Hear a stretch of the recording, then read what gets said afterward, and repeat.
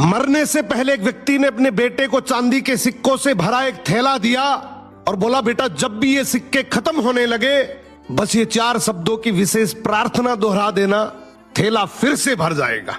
पिता ने बेटे के कान में वो 4 शब्द कहे और सदा के लिए आंखें मूंद ली। वो वर्षों तक उन सिक्कों को खर्च करता रहा। जीवन की चकाचौंध और ऐशो आराम में वो इतना डूब गया कि उसे उन 4 शब्दों की याद ही नहीं रही।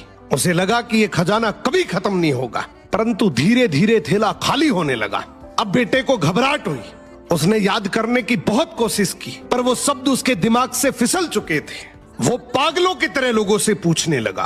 पहले पड़ोसी से पूछता है कि ऐसी कोई प्रार्थना तुम जानते हो क्या जिसमें 4 शब्द हो?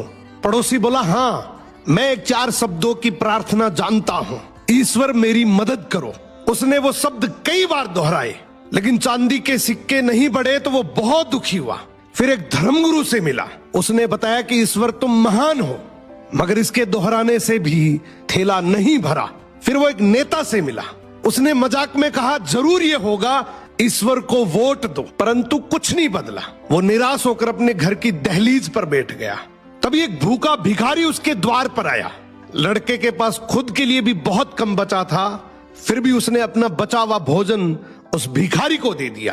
भोजन करने के बाद भिखारी की आंखों में चमक आई। उसने तृप्त होकर बर्तन लौटाया और हाथ जोड़कर कहा, हे ईश्वर तुम्हारा धन्यवाद। लड़का चौंक उठा। उसने सोचा यही वो चिर परिचित शब्द थे। उसने दोहराना शुरू किया, हे ईश्वर तुम्हारा धन्यवाद। देखते ही देखते उसका थैला फिर से चांदी के सिक्कों से लबालब भर गया। तब उसे समझ आया, जब उसने किसी की मदद की तभी वो प्रार्थना उसे